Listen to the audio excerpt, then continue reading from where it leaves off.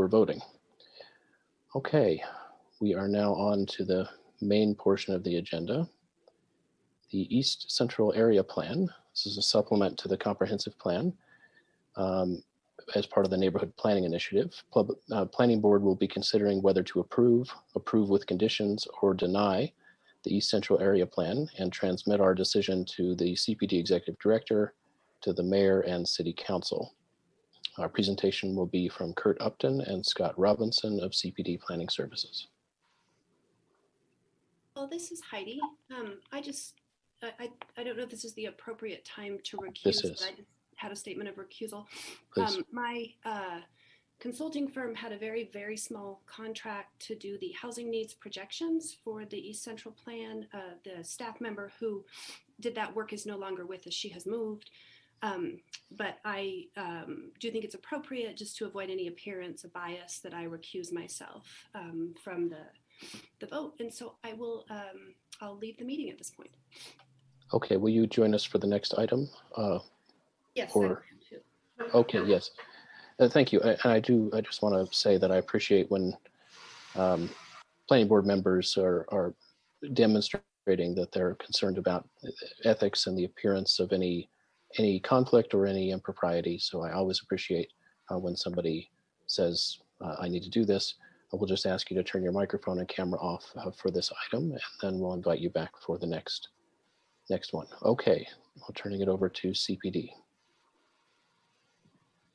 Thank you. Scott Robinson with Community Planning and Development. I'm also here with Curt Upton, who will help answer questions.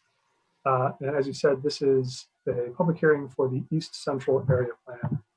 I'll briefly go over the plan structure and content, and then we'll get into the 3 criteria by which the planning board is to evaluate the plan.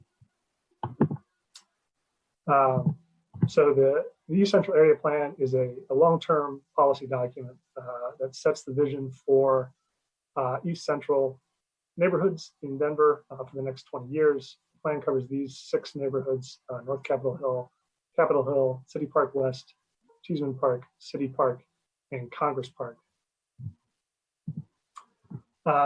Within the plan, there are vision statements for each of the 6 vision elements that come from Denver's Comprehensive Plan 2040. So you can review those vision statements in the draft plan. But the intent of the vision is to set a vision for an inclusive and complete neighborhood where everyone can thrive. The plan is divided into 5 sections: an introduction, area-wide recommendations that cover all 6 neighborhoods, and that's further subdivided into 4 topic areas: land use and built form, economy and housing, mobility, and then what we call quality of life infrastructure, which is the same as quality of life infrastructure in Blueprint Denver. So it covers a variety of topics, including parks, stormwater infrastructure, landscaping, access to food, access to health, safety, those sorts of things. And then next section is neighborhoods. So each neighborhood, each of the 6 neighborhoods in the plan, has its own section with specific recommendations for that neighborhood, and saying how the broader area-wide recommendations apply to that neighborhood. Then there's also a section that focuses on the Colfax corridor, which runs down the center of the neighborhood, and is an important part of the area for the plan. And then the last section is implementation. Within the introduction section, we discuss the equity concepts that are defined in Blueprint Denver: access to opportunity, vulnerability to displacement, and jobs and housing diversity. Say how the plan advances these or helps to improve these, and lists the recommendations some of the recommendations that apply, and then those recommendations are woven throughout the plan to help support equity and growth of an equitable and inclusive city and neighborhoods. There are many recommendations in the plan. It's quite a long document, so I won't go over all of them or even most of them. Just a few that we want to highlight as really priority recommendations that came from the community as we worked with the community, and I'll get into the community process in just a bit. But these are the ones that really rose to the top as most important. So first, strengthen the local economy by providing training for jobs in local industries, improving access to employment, and supporting locally owned independent businesses. making housing more affordable and make more options available to a wide range of families and individuals, improving services for residents experiencing homelessness, and take steps to prevent more people from losing their homes, making streets safer and more comfortable for everybody by improving walking, bicycling, and public transit infrastructure, expanding historic preservation by making it easier to reuse existing buildings, creating more historic districts, and ensuring new buildings fit in with surrounding neighborhoods, and reducing carbon pollution and creating more climate resilient neighborhoods by providing more opportunities for people to live, work, and work near transit, adding shade trees, and taking a green approach to stormwater management. Within the neighborhood section, we also have what we call transformative projects. So these are sort of big ideas, big changes that the plan recommends for specific locations. So you can see a list of some of the ideas for transformative projects that will really help catalyze the change that the plan calls for in these neighborhoods over the next 20 years. And then finally, the implementation section, which talks about how to implement all of these. As I said, it's a 20-year plan, so it'll take a long time to implement these recommendations. Generally, implementation falls into 3 categories: regulatory, which is sort of changing city rules and regulations or ordinances, the municipal code, and the zoning code; public infrastructure, which is the city investing money to build things like streets, sidewalks, and other public facilities; and then partnerships and programs. A lot of these recommendations can't be achieved by the city alone, and we're really going to have to partner with many organizations in the area and throughout the city to help achieve these. And then we also want to keep track of how the plan is being implemented and whether it's being implemented and having the impact we expect. So throughout the plan, there are measures of success that we will be looking at to see if the plan is having the impact we expect. And then we also want to track whether we're actually doing what the plan says we should be doing to have that impact. And so on the plan website, there is an appendix that we call an implementation matrix.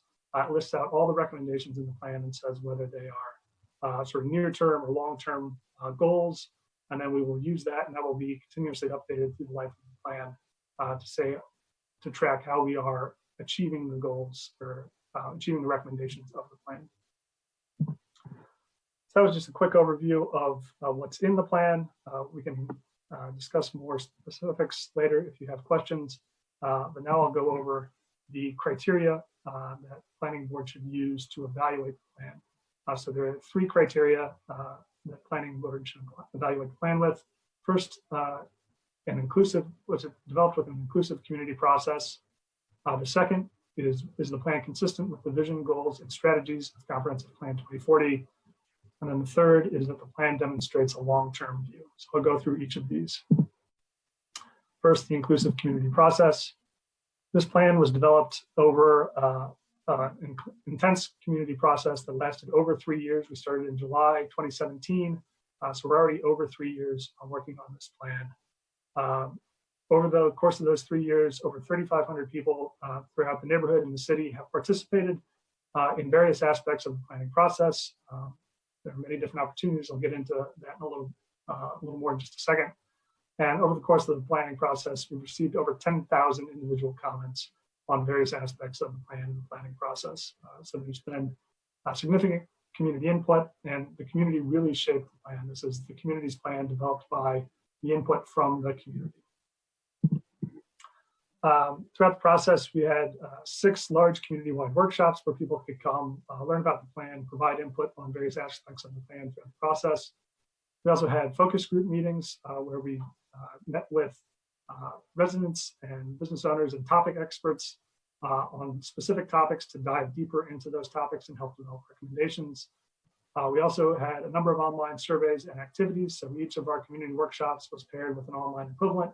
And we also had some additional online surveys that people could participate in to provide additional comments, information, background, and help develop the plan.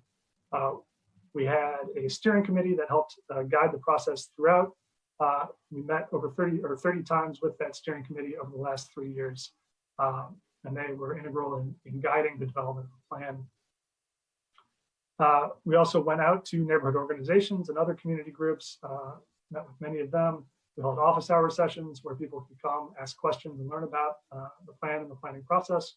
And we also went out into the community to evaluate urban design and other aspects, what we call field surveys. We also wanted to make sure that people were aware of the planning process and what was going on. So we have a newsletter that Community Planning and Development sends out. 23 of those newsletters went out with information about the plan. 3 previous times before today, we've come to the planning board to provide information items, and those meetings, as you know, are broadcast on Denver Channel 8.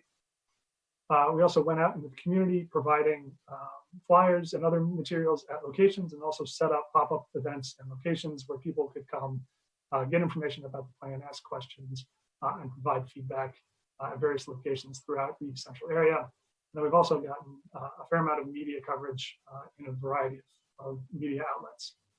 We also wanted to make sure that that information was provided in an inclusive and fair way, so all of our community workshops had Spanish language interpretation. We also provided food and childcare so that people were able to attend no matter what their circumstance was.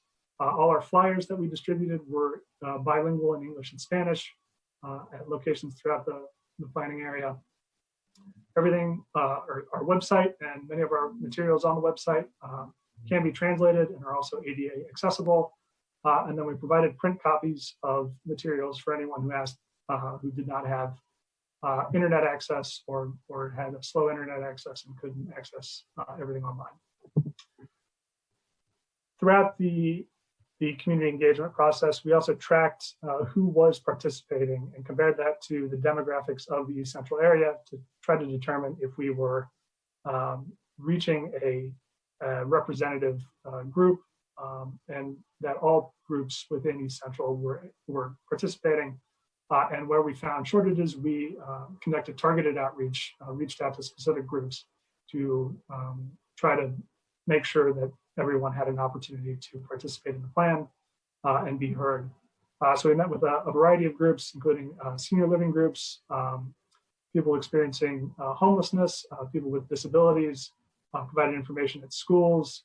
And then one of the big gaps we found was people who rented instead of owned their homes, that they were underrepresented in the planning process. So we had a significant effort to reach out to people in apartments, partnering with apartment management companies, and also partnering with Councilman Hines' District 10 office to help reach out to those groups.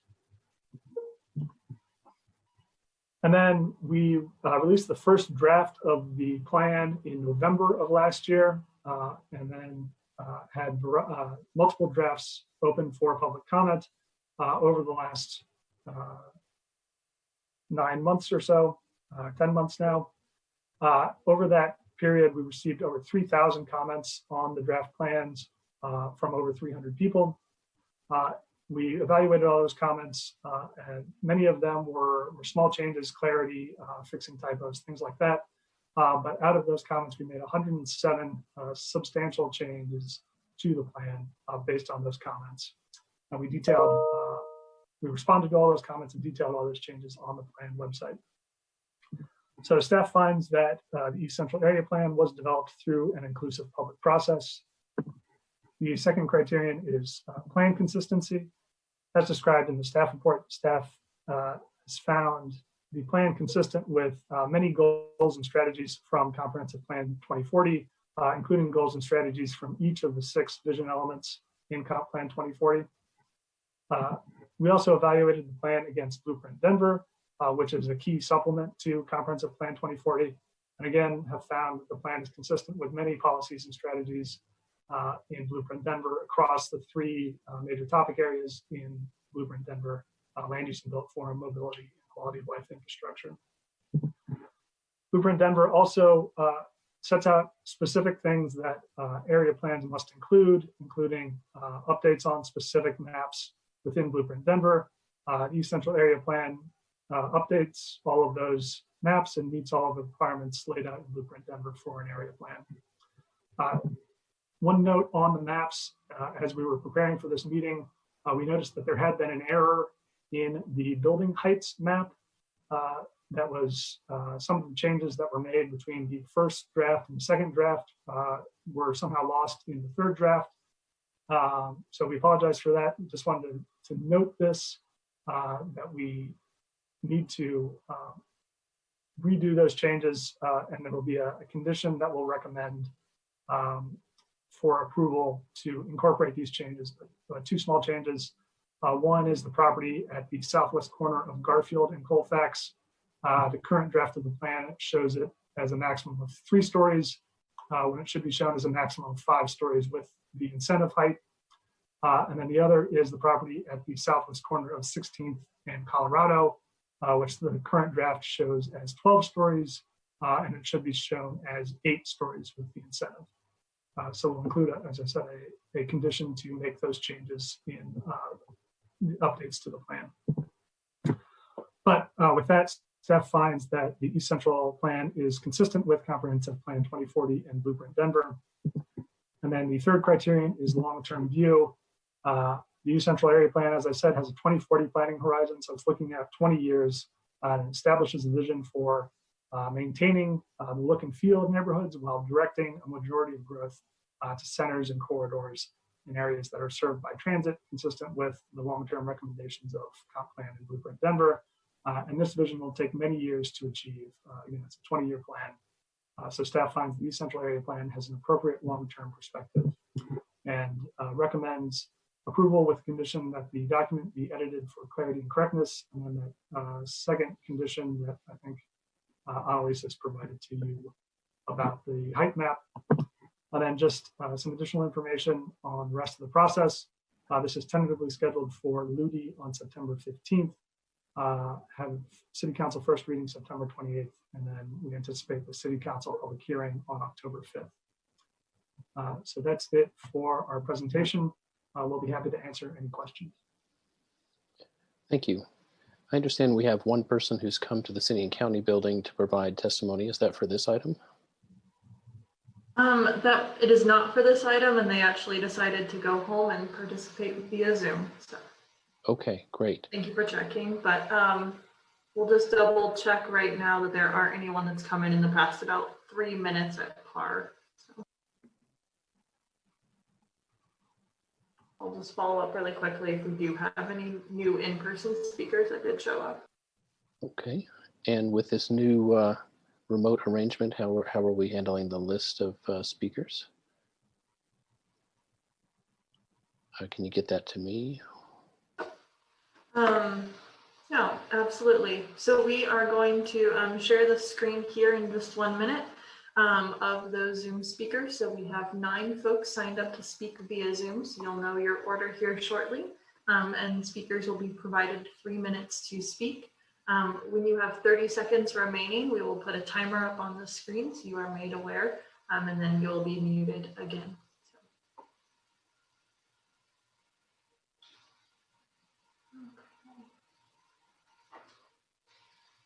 And it looks like we do not have anyone in the park. So with that, we will get started here in just a moment.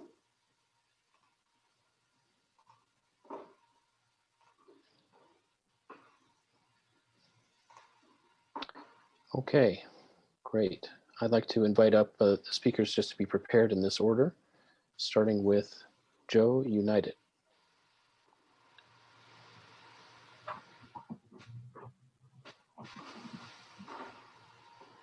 All right.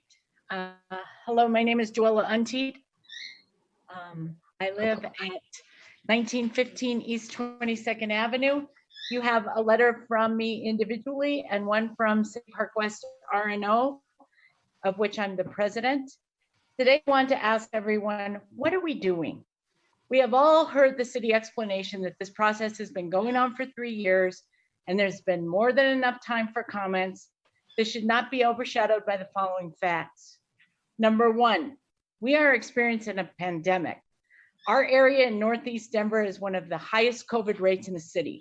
Seniors and many low-income families have no computers and quite honestly, no interest in civics at this horrible time when most are concerned for their health and their lives. To read the 280+ page document or log on to a Zoom meeting is out of the question. Does this mean we should forget about them and their long-term commitments to the neighborhood? Should we take the attitude that they have had a chance to be involved? Our letter explains there has been inequity and lack of outreach to our low-income community, no matter what the city staff has told you. It is disrespectful, authoritarian, and crazy to move forward at this time. Number two, our country is experiencing civil unrest not seen since the 1960s, and hopefully this is causing everyone in city government to take a look at their motives and systemic racism patterns. The proposed upzoning of this plan is guaranteed to create even more gentrification and higher property prices, forcing even more people to move out of the city. Number three, we have an affordable housing and a homeless crisis occurring right now in Denver, and it is only getting worse day by day. City staff is concentrating on this 20-year plan and ignoring the commitment, time, money, and concentration that these two issues demand. And don't kid yourself, this plan does not address either one of them in a sustainable and achievable way. Number four, individual neighborhoods were not involved in the creation of these plans. Rather, the planning document was developed by a paid consulting firm who then sought public input. No wonder so many are in uproar. Number five, the politically appointed steering committee has numerous conflicts of interest. They have no public involvement and do not take comments at their meetings. They and staff decide on the changes made to the plan. We asked CPD how many citizens commented to hold off on the plan until after COVID. The question was not answered, and I personally know many who made this comment. So I ask you, is this plan of the people, fair to all? Will it make our city better for all? Or is this the time to steamroll ahead? Thank you. Thank you.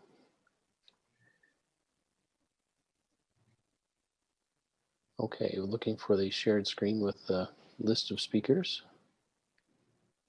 All right, next two speakers, Brad Segal, followed by Travis Liker. And I apologize for all the names I am bound to mispronounce, starting with the first one. My apologies for that. Brad Segal. Hello, Planning Board. Can you hear me? Yes. Okay, great. My name is Brad Siegel. I live on the 1200 block of Detroit Street in Congress Park. I'm speaking to you wearing three hats today. I am the president of Progressive Urban Management Associates. We were the lead consulting firm along with 13 subcontractors that assisted the city on the plan. All but one of our subcontractors and ourselves are local, and many of us live in the East Central planning area. The second hat is I am a Denver native and a 29-year homeowner in Congress Park. I've raised two sons in this neighborhood along with my wife, and they went to Teller Elementary, Morey Middle School, East High School.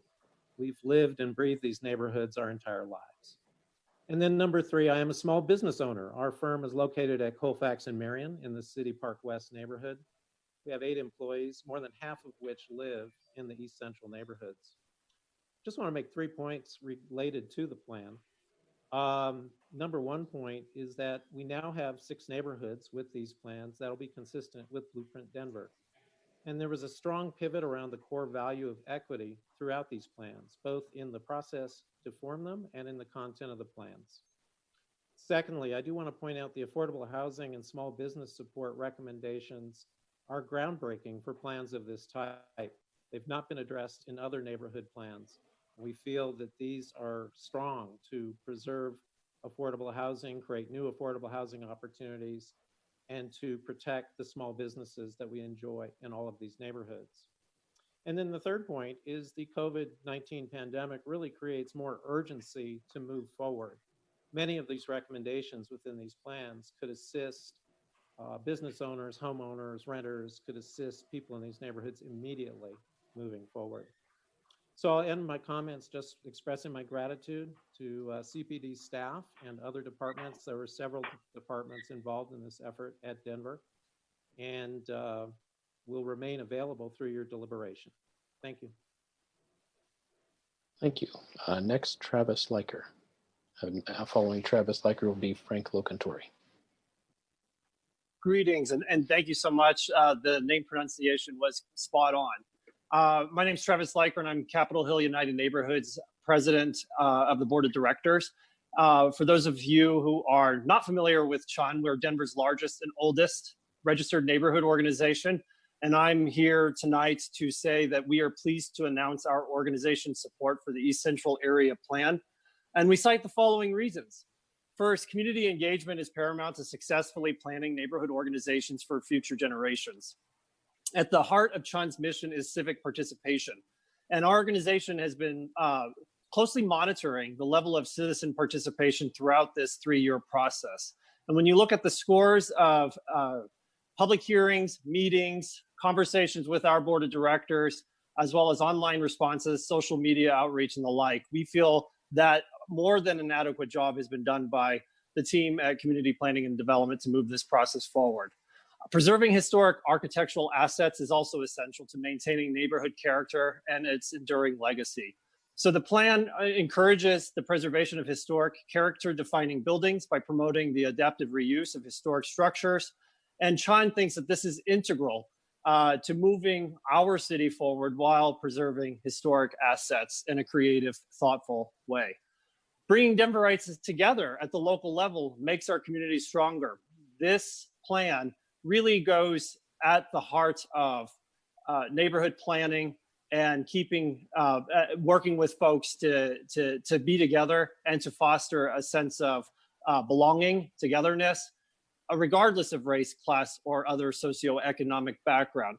And CHUN has reaffirmed our commitment and dedication to supporting those communities that have been historically marginalized and underrepresented. And we're going to work thoughtfully with city planners to make sure that the historically marginalized based on race, class, or other background is front and center in the future of planning for our city. In 2019, CHUN reaffirmed this commitment to environmental sustainability. We're pleased to see that our climate and our green spaces are front and center in this plan. Next, access to affordable housing is paramount to achieving economic self-sufficiency. Adopting this plan will facilitate stronger partnerships with nonprofit agencies and direct service providers. Such relationships will complement the city's infrastructure and capacity to deliver more affordable housing units for years to come. And then finally, thriving workforce bolsters local economic activity, and we are thrilled to see that this too is a part of the plan. On June 18th, 2020, our board held a regularly scheduled meeting. One of my colleagues moved to adopt this plan, and another colleague seconded. And with that, 24 voted in favor, 1 vote opposing, 4 abstentions, and 6 were absent. And so with that, I encourage the planning board to move this forward to Denver City Council. Thank you. Thank you very much.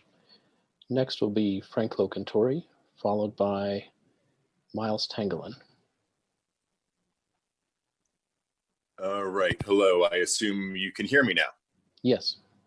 Great. Thank you very much. My name's Frank Locantori. I live in City Park West, and I am a member of the steering committee. I am also the chair of the steering committee for the East Central Area Plan, or you might hear me say ECAP. I'm also the executive director of the Colfax Ave Business Improvement District that's fully contained within the planning area for the ECAP. And I also was on the board of the registered neighborhood organization Uptown on the Hill for 6 years and president for 3. And the general boundaries of that RNO are from approximately Broadway to Colorado, Colfax to 23rd-ish. It's not perfect square. And I want to say, as part of the steering committee, I'll just start at the end. Our last meeting in August, the steering committee voted to support sending on the recommendations to the planning board and city council. That vote was 7 in favor and 2 against. We had about 12 members on the steering committee, but consistently had the same 8 or 10 that would 8 to 10 that would show up at every meeting. And they were approximately 6.5 for as community members that were either presidents of their RNO or members of their RNO, and about 3.5 members representing businesses in the area or development interests. And the reason that there's half is because I both live in the planning area and am a resident, but also a part of the staff for the Business Improvement District.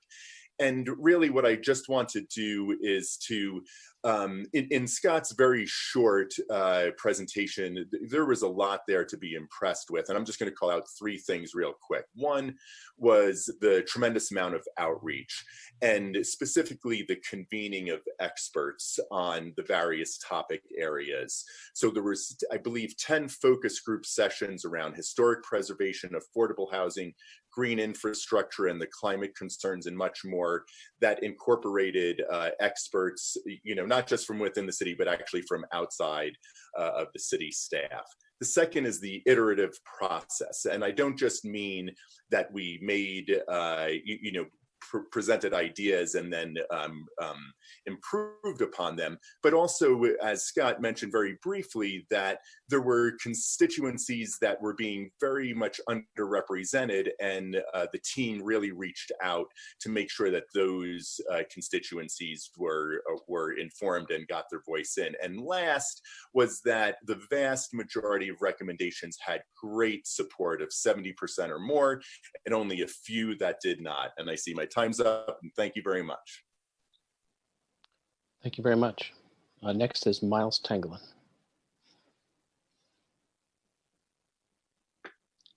After Miles will be Molly McKinley and Nicole Mallow. Do we have Miles on?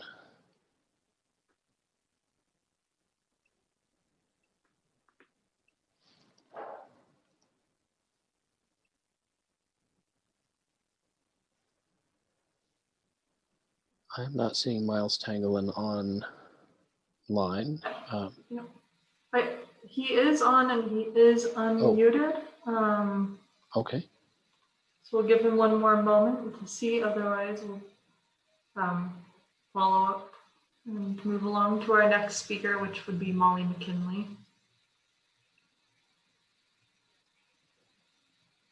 Okay, I did see something in the chat to panelists from Miles. Said he's trying to talk. Miles, as far as we can tell, it looks like Miles in the waiting room. We have a wait. Is that right? No, there's no one in the waiting room. No, I was misreading that. I was misreading that. Miles, the icon here says you are not muted. If you're on the phone, you might hit, what is it, *6? Is that right?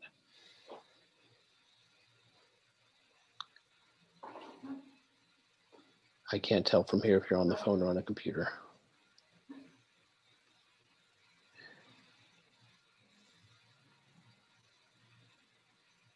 And it sounds like he's on the phone. Does anyone, Heidi or Annalise, do you know the star commands on the phone for unmuting? Do you know what? Let me try, actually. It sounds like, let's see. See if this worked, Miles.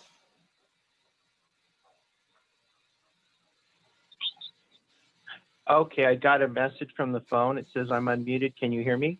Yes, we can hear you. Sure can. Sorry about that. Thank you. That was complicated. Hi, my name is Miles Tanglin. I'm also on the steering committee. I was appointed by Wayne New, and we've gone through this long 3-year process. I'd like to bring up a few points of my experience along the way, and I think these are major points. We first began in July 2017, and during that meeting and subsequent meetings, I continually asked, what is the community engagement? How are we going to roll this out? How are we going to coordinate? How are we going to measure it? And what will be success for us? I never received a response at any of these steering committee meetings when I brought that up. And it was only in January 2019 that when the consultants were on board, that they said, okay, here is the plan for our engagement. We're going to wrap this up this fall. We're releasing it in January. We're going to wrap it up in fall. and I just go back to, I was making comments, never responded to. They did this really short plan. The neighborhood groups didn't have time to organize meetings. They were releasing drafts, and the neighborhood started picking it up maybe in June, started getting involved.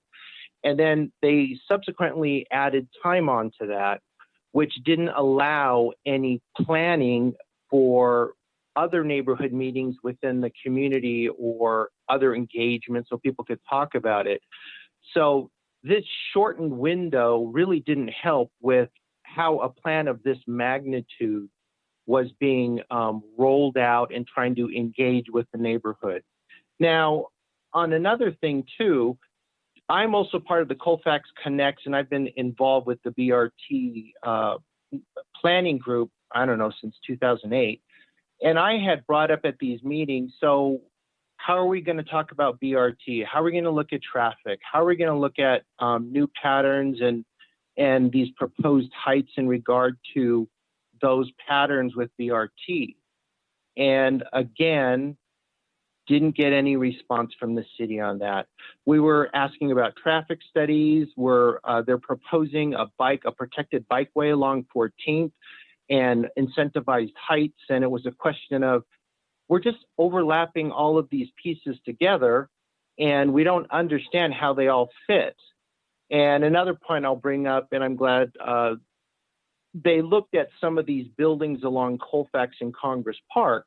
I didn't understand how they were applying these building height incentives because some properties weren't incentivized and others were given extra. And in the maps, I can't find clarity of which properties are included in these incentivized areas, and the city will not release information on it. So thank you for your time. Thank you very much. Okay, we'll bring up the list of speakers again.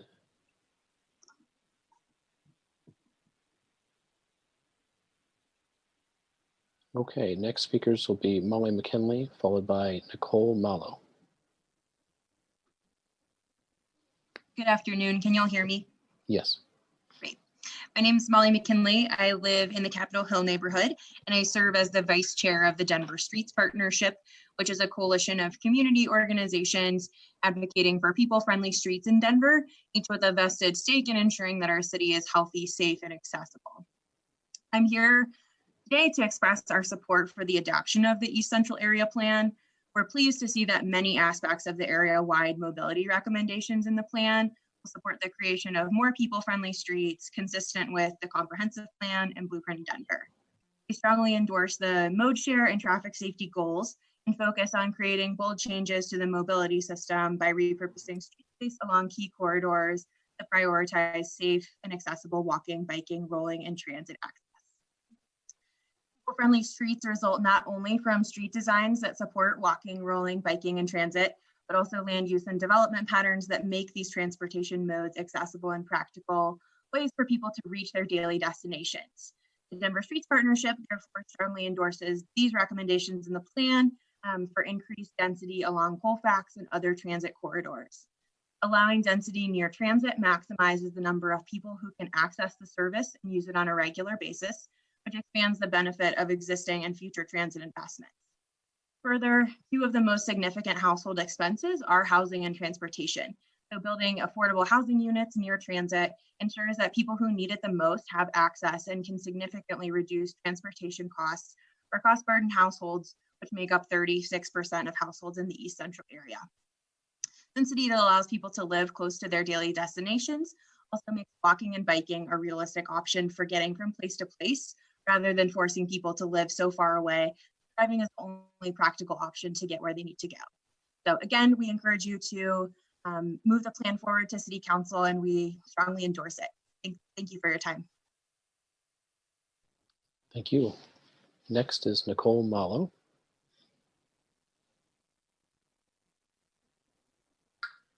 Hi, good afternoon, Planning Board. I'm a sixth generation Denver local. I live and own property in both Hilltop and Congress Park, and I'm on the Hilltop Civic Association, although I'm not representing them in my comments today. I'm an urban planner and a real estate broker with RE/MAX of Cherry Creek. Thank you all for being here and for allowing us all to speak under these strange conditions. I highly urge the planning board recommend approval of the neighborhood plan to City Council for several reasons. One, as everybody has already commented, there has been extensive community engagement and a long time frame for input on this plan. I think the consultants and city staff have done an excellent job of trying to find creative ways to get people engaged in the process, which is not easy. Number two, the policies around expanding density in our urban core and as our population continues to grow, I see as highly progressive. I'm really support anything that encourages preservation of existing structures, particularly single family, small duplex and triplex properties, but that also accommodate the growing population. So I was really impressed with some of the forethought in that plan. I'm also impressed with the height map that encourages density near transit and also allows preserve some of the height in what is already existing Colfax character. That's it. Thank you for your comments. And again, I recommend you send approval to City Council. Thank you. Now we'll line up our final three speakers. Dmitry Zavrotny, Eleni Saras, and Andrew Baldega. And prospectively and retrospectively apologize for all the names I am certainly mispronouncing. It's my fault. Well, that was actually spot on. My name is Dmitry Zavrotny. A resident of North Capitol Hill. I'm also on the board of Chun, as well as the board of YIMBY Denver. These comments are meant to represent the latter, YIMBY Denver. But as a resident and as a participant in all of these various workshops and public meetings, as well as hosting a meeting at Chun Urban Planning Committee, you know, I find that the process has been, you know, while flawed, I think it's done a commendable job in terms of trying to engage as many folks as possible. Certainly reaching out to other demographics such as young people and renters. I think that's been you know, as a huge part of this area. I feel like that population has been typically underrepresented in a lot of these processes. So while I say that the process or the plan has some flaws, you know, and there's, you know, clearly there's always little things we can all tweak or not agree with. Overall, you know, this is a good plan, and I fully support it, and we support it as well. As an organization, I think, you know, we had a housing crisis during this entire 3-year process, and before that, and we still have a housing crisis, and it's gotten worse. And you don't solve housing crises without building housing. And you have to build housing everywhere, whether it's the East Central area, East area, West area, and all of the neighborhoods. You cannot concentrate new housing in only specific neighborhoods because that's how you get gentrification. So we need to be able to absorb the population equitably, build enough housing for everyone so that they have an opportunity to live in the neighborhoods that they want to live in. I chose North Capitol Hill because it was 3 blocks away from work. You know, and typically I drive maybe once a week if you do that. And I ride my bike quite a lot, and I really love this part of Denver and the way it's growing. And I think, you know, we've had a lot of challenges, especially this year.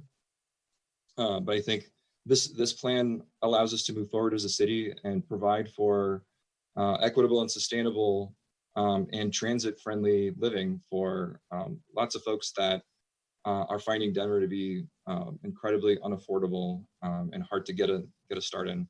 So once again, I support this plan, and thank you for letting me speak. Thank you. Eleni Saras. Hello, can you hear me? Yes. Okay, great. Hi, my name is Eleni Saris. I am a resident of the East area. I'm also on the board of South City Park RNO. I'm also a volunteer with the Denver Bike Courtesy Patrol, so I'm a cyclist. So I have serious concerns about the plan. I have expressed them early on that I felt outreach was insufficient as it pertains to communities of color. Oftentimes my emails were ignored or not responded to. I must also mention that federal funds paid for the East Central and East Area plans. And that was also concerning to me, that it seemed that people were being denied their basic civil rights. I have been informed that there are 2 civil rights complaints pending with respect to this because RTD issued a subaward to the city and county of Denver. And so RTD has a responsibility to ensure that civil rights have been complied with. And so when people are complaining that they can't attend a meeting, there was no interpreter services, the documents were not translated, these to me are serious issues of equity. So I was told that there's a Maria Martinez, a Bernice Narjada, a Felix Palacios, and I'm sorry, I might be mispronouncing some of their names, Gisela, and those are just the ones that were brought to my attention. The only time I saw interpreter services provided was through our RNO, and RNO actually went and hired an interpreter to come in and provide those services because there are Spanish-speaking residents in East Central. When I brought this up to the planning and to steering committee, we were told there aren't enough, it's not that significant. I think it is significant, especially in light of all the events that have happened. One of the things that I have felt most strongly about is the crime prevention through environmental design, which is all around this plan, which a lot of people are saying is really unfair to communities of color. And it is considered racist. It's a policy from the 1960s. And we have to ask ourselves in 2020 why we are continuing to perpetuate racism in that way. And we need to really look and regroup at those plans. Another thing that popped up is the numerous conflicts of interest on the steering. Okay, it was going in and out. Please continue. Okay, sorry. And we have to ask why Brad Siegel is getting a bike lane down Detroit. I think that was finally changed. But when citizens asked, why are bike lanes being put to help a preferred demographic and not in other areas of the neighborhood, that's of concern. And this, when accepting federal funds, we really have a higher standard for conflict of interest, for participation, for inclusion and equity. And merely saying the words does not equal equity and inclusion. So I recommend that you oppose the plan or table it until such time that we have a plan for inclusion. Thank you. Thank you. We have one last speaker. I'm not going by memory.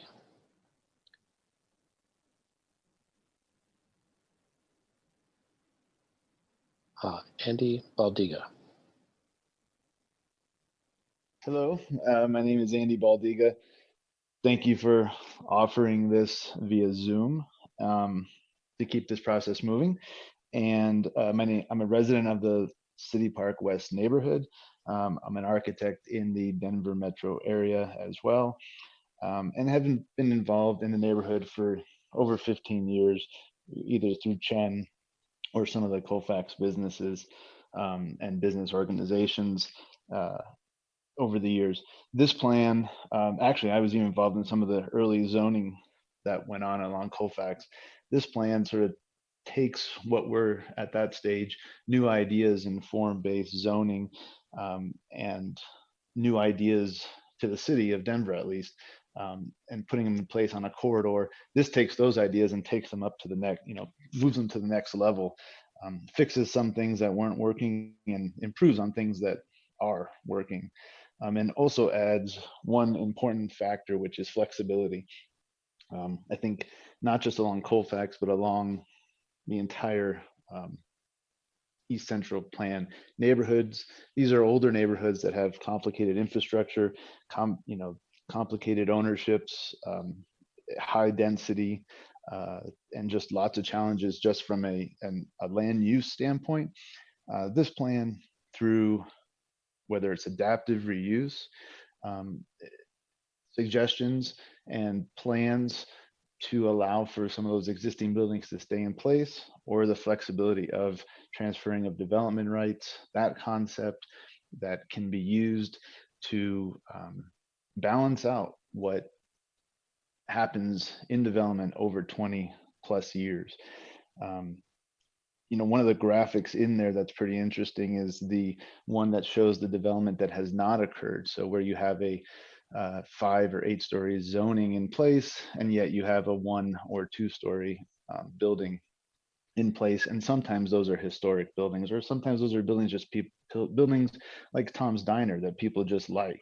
And before it was historic, you know, that had an 8 story zoning in place. And it'd be great to move that zoning around so that there isn't pressure to tear down some of those buildings, allow that flexibility to occur and development to occur throughout the you know, designated areas. So I think this plan is really groundbreaking in that sense.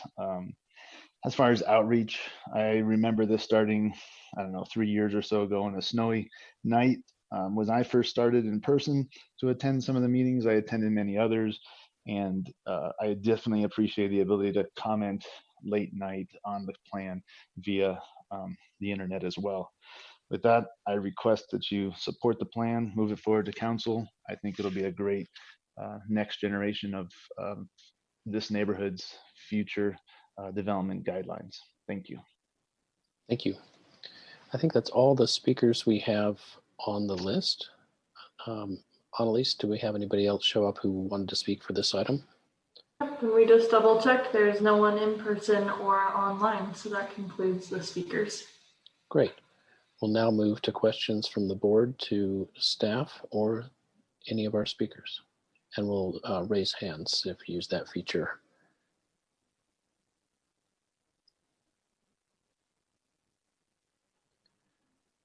Okay, we'll start with Angel. Good evening. Yeah, I think point of that has some conflicting commentary is about the community engagement. And so I hear that the steering committee did, and the consultants did a lot of work to reach out to different community members. I would love to hear though what the outcome was, if there's any sort of breakdown in terms of demographics of respondents, either through the in-person surveys or online. If there's more that we can analyze about the outcome from that outreach, that would be helpful to know. Yes, thank you for that comment. I'll start and maybe Scott can chime in with anything that I'm missing. So Curt, Upton, Community Planning and Development. I'll start by saying that no community planning process that I've worked on in 15 years, and probably for the rest of my career, will ever be perfect.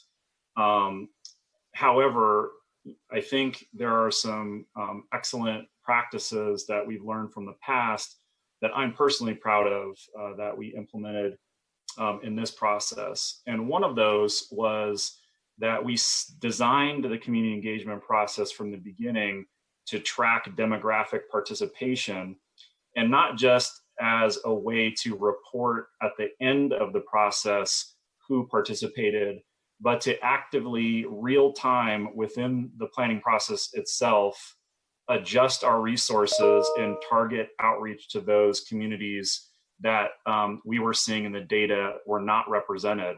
And we did that several times throughout the process. We designed our budget to be flexible that way. And so the biggest disparity that we saw when we tracked the demographics of who is participating and who actually lives in the East Central area consistently throughout the process were younger, lower income renters, primarily in the Cap Hill and North Cap Hill neighborhoods. And so as a response to that, we took several measures. One was we reached out to apartment communities, apartment management companies, and leveraged their networks and how they communicate to their tenants to get people involved, get the word out. through do online surveys through their email distribution list, et cetera.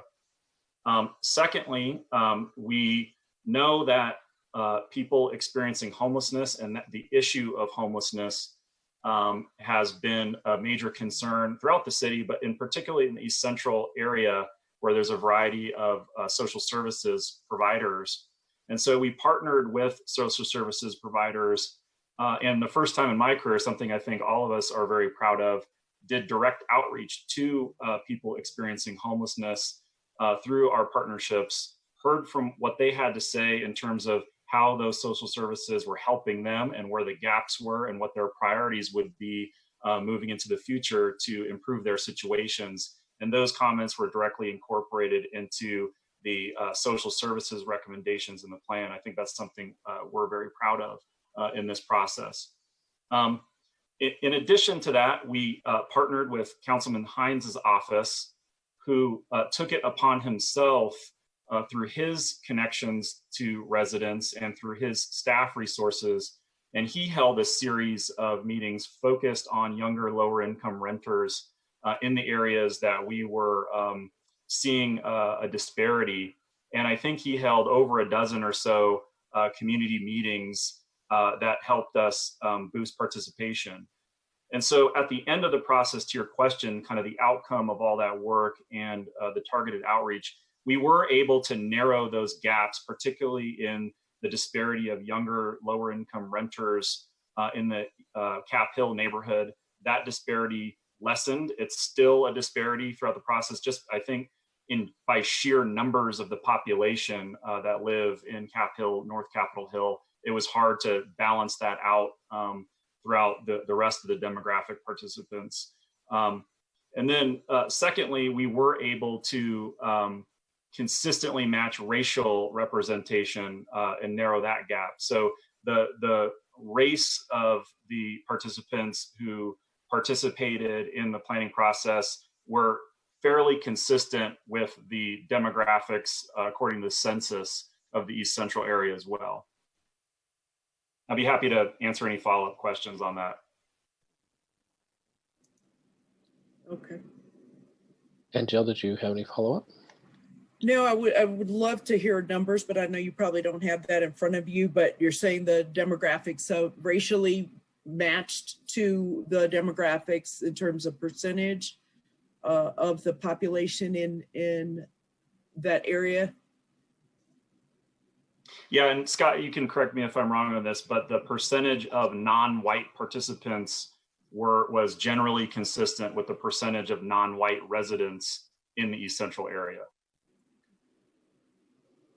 Yeah, it was within a few percentage points of the overall. Okay, thank you. Okay, the next hands I see are in this order: Aaron, Gosha, and Don. Thank you. My question is also about the input piece. So as a planner, there's no such thing as a perfect planning process, and I've never been a part of any hearing in any community across the country that did not, where there was not an expression from some number of people that they did not feel that they had been included, or that there seemed to be a something lacking in the process. That being said, I mean, we all recognize there's significant work to still do. I'm definitely encouraged to see that kind of with each plan, we seem to get more, do more, and looking at the demographics here is important. My question though is about the steering committee specifically. So if we're talking about the demographics and that we've taken that extra step of trying to understand the demographics of those who have been part of community outreach efforts and replied to surveys and those types of things. First of all, am I correct that everyone on the steering committee was appointed by one of the by council offices? That's correct. Yes. And do we know what their process was in selecting those people in the first place? Yeah, when we first met with council members who were the previous two council members that are there representing the area today, what we advised them on in terms of makeup of the steering committee was a diversity of not just demographic diversity, which we strongly encourage them in terms of gender, race, et cetera, but also a diversity of the opinions in the area. So we encourage them to have, representatives of, residential neighborhoods, but also businesses, development interests. And I think they did their best to appoint a committee.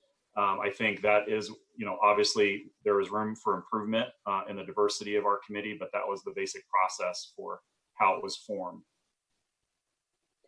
So you provided those recommendations, but ultimately it was up to them to just who they chose and who was available to do this. Correct. Over time. And okay. I was struck by seeing that it was a 7-2 vote of the steering committee to support the plan as it is, but that 5 people were missing from that vote. And I was just wondering, do we know why that was? Because if those 5 people were there and they all voted against, then it would have been a split decision. So I'm just curious about why so many people were not a part of that final decision, if they've worked for these years on that process. Yeah, that's a great question.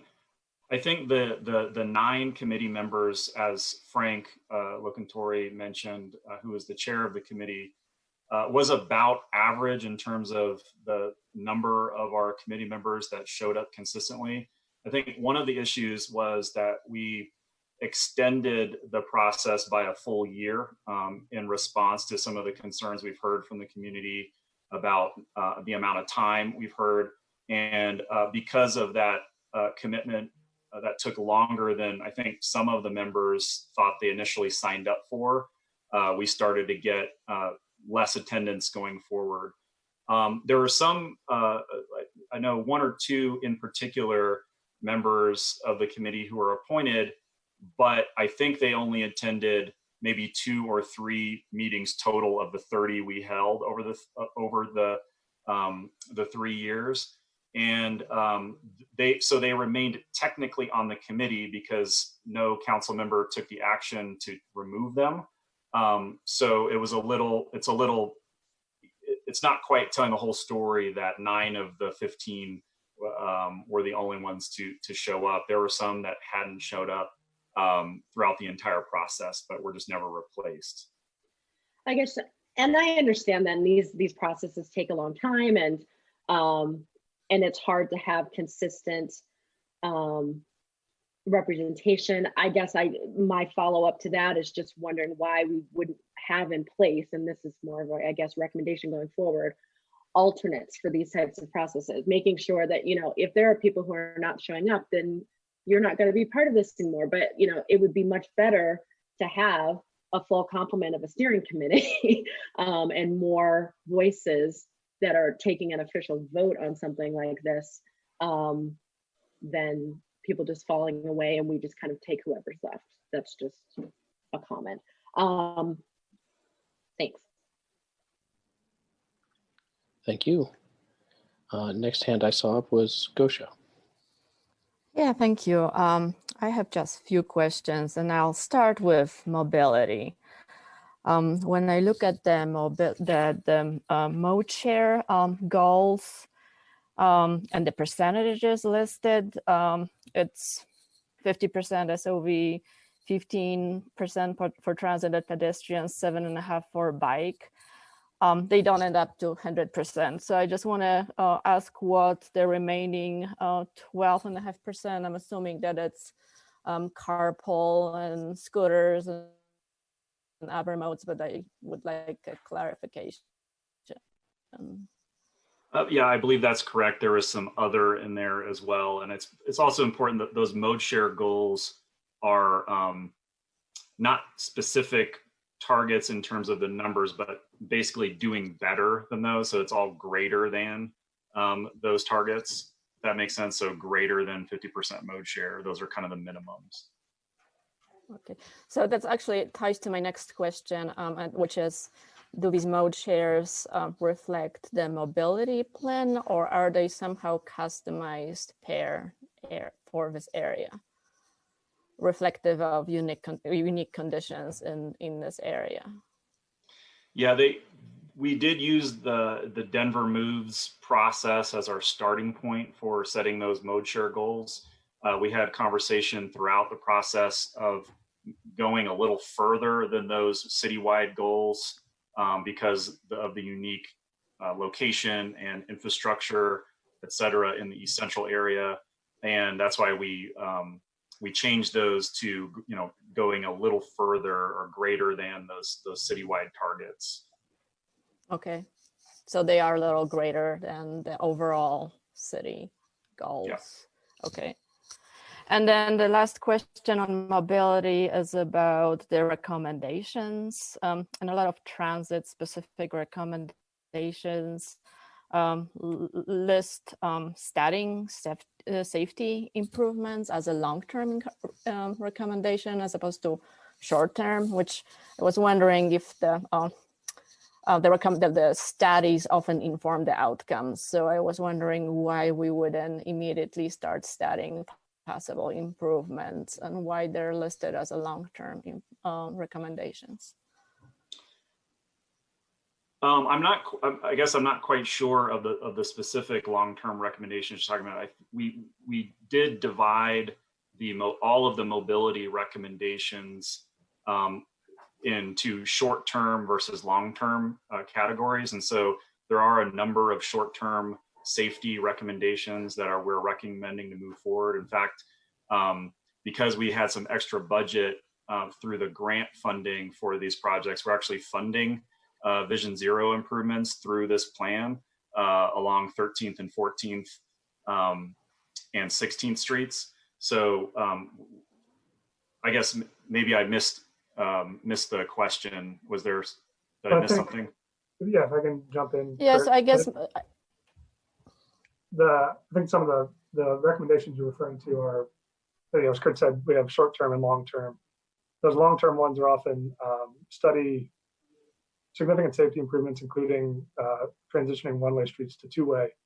The reason we have that as a long-term goal is because we know there's going to be some changes to the overall mobility network in East Central in the coming years, particularly with the advent of BRT on Colfax. That's going to have a big impact on how people move throughout East Central. So we want to wait until that comes in and we see the impacts of that, and then do a study to say, how can we improve safety in that new network environment? And that may include at that point converting one-way streets to two ways, but we need to see the impacts of BRT first before we can study that. Okay, all right, thank you. And just switching gears quickly, I have a comment, but I'll frame it as a question to give staff opportunity to respond. And it's regarding, it's really a comment about language in the missing middle single unit. I think it's under places listed in a plan. And I think the intent for the language when I read it is really talking about the form or the buildings. So I think the intent is to preserve the urban house form or character house, but the language we're using speaks to single unit or two unit. And I think this particularly the single unit language is kind of exclusive and possibly racially offensive, but also is very specific and it's use focused as opposed to form focused. And I wonder if there's any discussion about or why that language was chosen, and if there is any other ways to frame it in a more, I guess, form-based. Yeah, I think for the definitions, well, first, Blueprint Denver and the comprehensive plan, I think we're using the terminology from those place descriptions. I get the point that there is, a conversation right now on single unit. The definition, at least for the East Central area, is more focused on urban form and the urban design of single unit. And we added in some specifics that single unit does include missing middle, which is, 2 duplexes, triplexes, and 4 unit. So we've made that clarification in the plan. But because of the approach, the unique conditions of East Central, where those single unit areas, which I should note are a very small portion of the East Central area overall. There's only a few blocks within East Central that are zoned single family or single unit today. But in those areas, we did find that they are historically significant through our Discover Denver survey, which is why we are recommending a custom approach to the integration of missing middle housing, where those existing historically significant homes are preserved. And so for those reasons, we thought the single unit definition worked based on those urban form goals. Thank you. Thank you. Dawn. I'm going to change the topic to heights density upzoning. I'll try to keep these short. I understood that one of the controversial issues during the preparation of this plan was the height and density of buildings along Colfax and those transit corridors, and that you had massaged them in one of the information sessions you gave us, that to basically say, well, they have been tailored, and it's clear from the height map, it's been very, very carefully tailored, whether people agree with it or not. I guess my question is, when I look at that height map, in your mind, in staff's mind, will that result in a significant reduction in the number of people along that transit corridor beyond what might have been recommended under just plain Blueprint Denver if it had not been tailored? Is this a tailoring that lost us 10%, 15%, 20% density and ridership along Colfax, or less, or more? So I'll answer that in a couple ways. One is we did do an analysis of all of the projected housing and job growth along the corridor and made the finding that our plan more than enough accommodates all the projected growth along Colfax through 2040. So we did do that analysis. Secondly, there are, as has been well documented for a long time, we did a very deep dive into the physical conditions of Colfax. We basically did a lot by lot analysis of developability of many or all of the properties along Colfax, and found that because of those physical conditions, narrow lots, alleys that bisect lots, a number of those physical conditions, that even though a property may be zoned for 3 stories or 5 stories or 8 stories, it's highly unlikely when you put all the pieces together with protected district setbacks, with parking requirements, with alleys bisecting them, with just developability issues of narrow lots, that those properties would develop with their maximum ability under their zoning today. And so because of that analysis, and because of community input that strongly valued preserving many of the buildings along Colfax, we took a very surgical and tailored approach where we developed criteria and selected which properties under those criteria would be most suited for targeting additional growth on them, and which ones wouldn't be. And so that's why you end up with that very specific map that we have in the plan. All right. Second question is, some of the letters and testimony have used the term upzoning. So let's forget Colfax and the transit corridors. Are there areas in the, what I would call the non-transit rich neighborhoods, let's say south, north of 16th or 18th, south of 13th, that have been where the plan recommends intensities of development higher than Blueprint Denver would recommend? or a change in designation.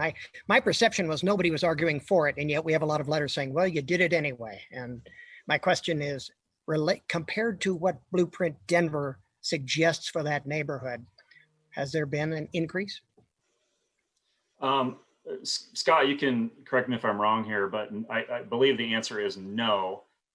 Colfax is where we are recommending additional development, and it should be noted that I wouldn't use upzoning itself as the correct characteristic of the recommendation, because we are taking a different approach in the East Central plan than we would normally do along high capacity transit corridors, in that we are only recommending additional heights if community benefits are required. But beyond the Colfax, your question, beyond Colfax, no, with the exception of the few blocks of East Central where we're recommending the integration of missing middle housing, which is consistent with Blueprint Denver, we are not recommending any kind of upzoning anywhere else besides Colfax with those community benefits. Okay, last question. Go ahead. Yeah, Scott. No, I was just going to confirm what Curt said. Our height recommendations are within the ranges of Blueprint Denver recommendations.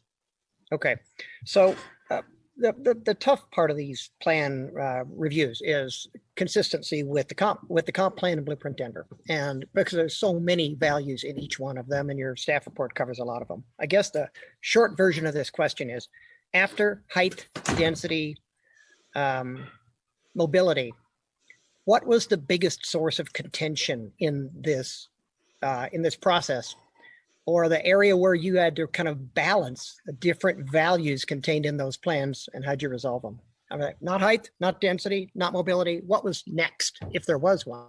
What was the next hot topic?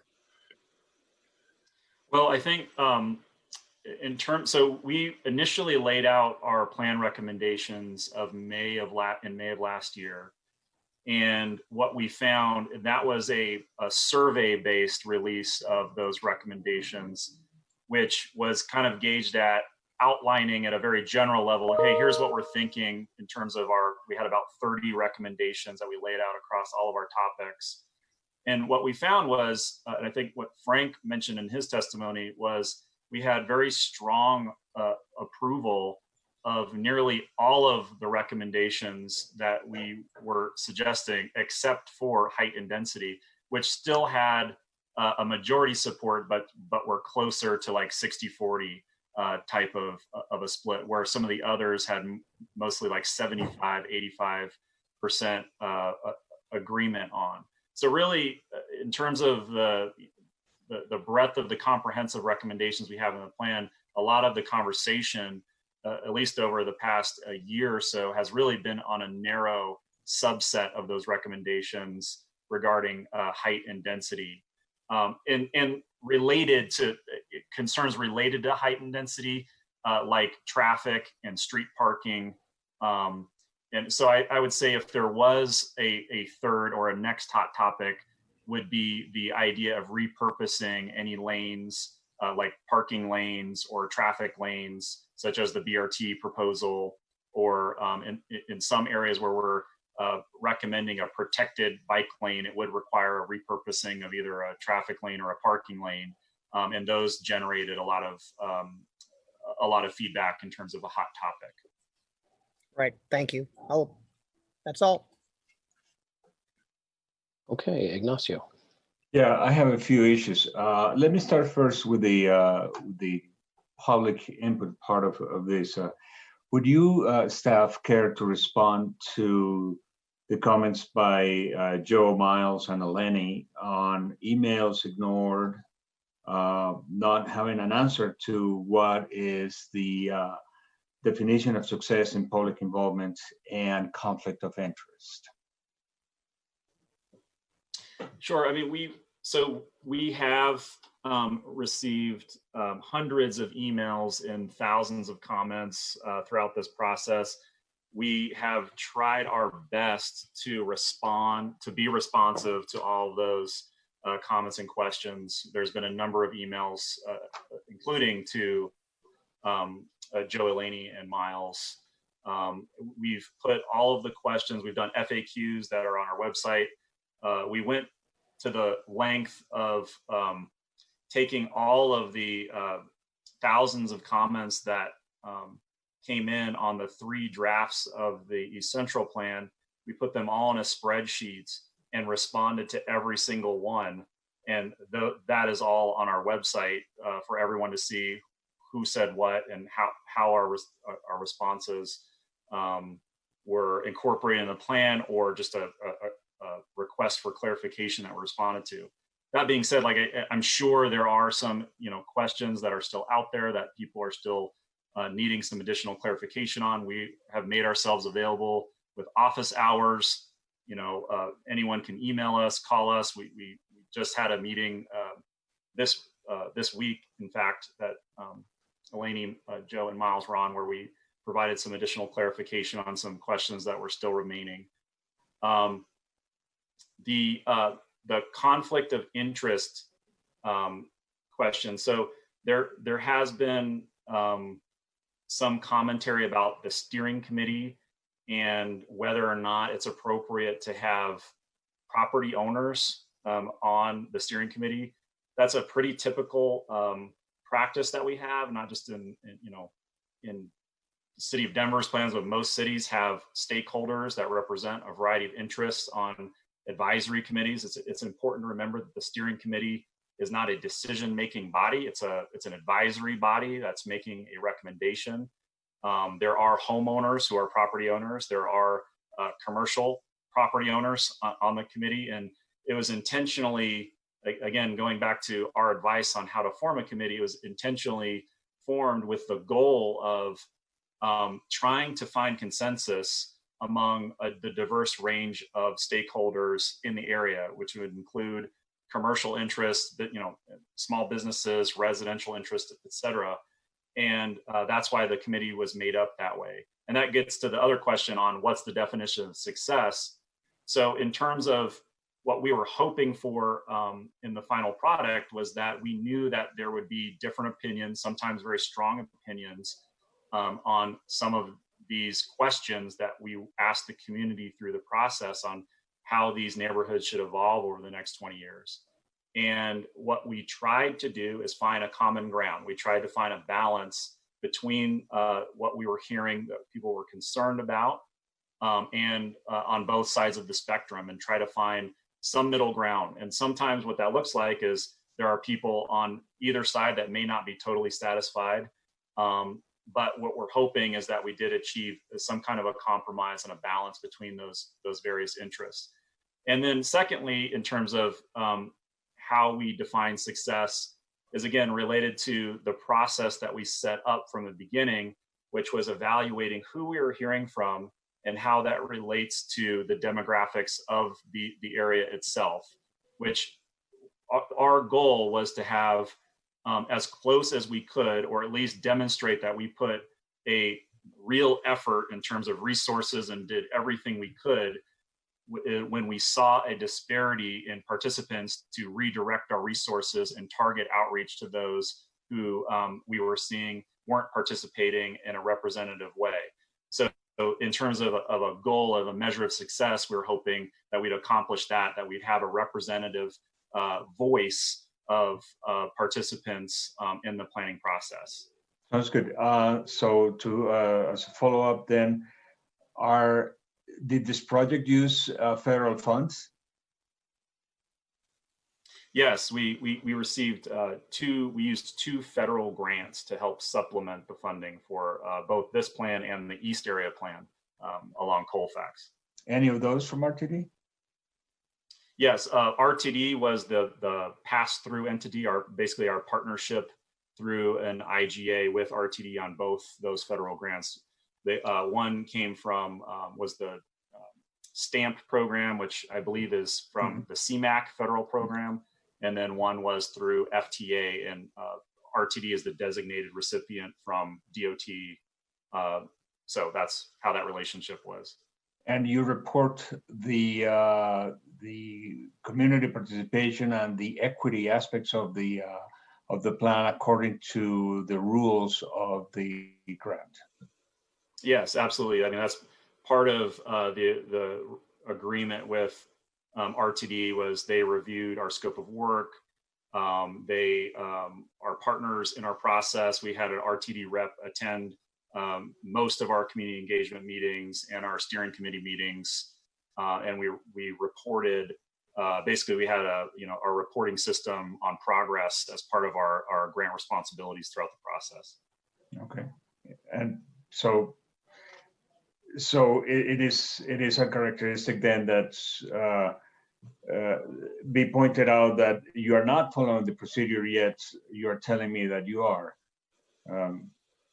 Let me follow up with something else more related to the plan itself. I just wanted to make sure that some of the questions that were raised by the public comment were asked and so on. I like the plan, and I agree, cannot be perfect.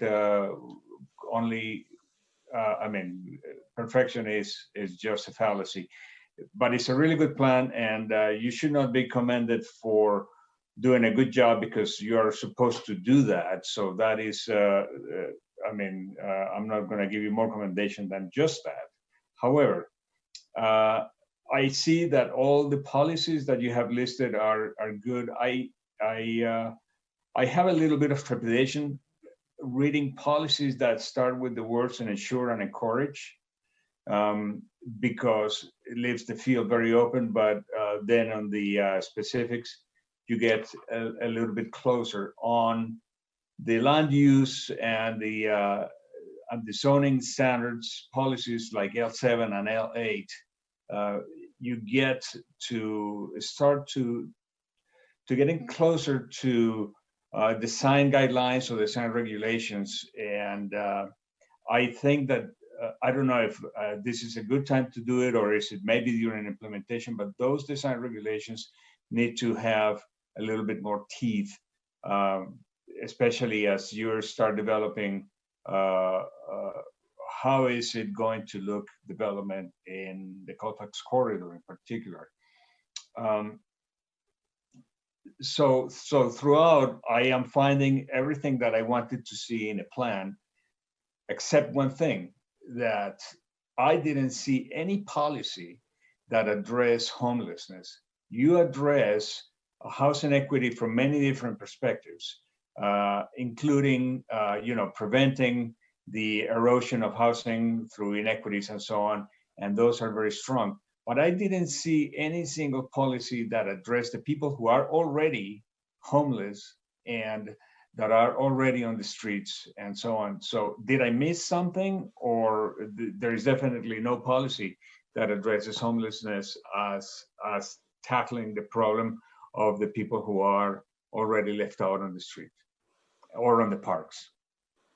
Yeah, I mean, you might have missed it because we didn't call the section, we didn't use the term homelessness in the section, but we did add a section to the plan called social services.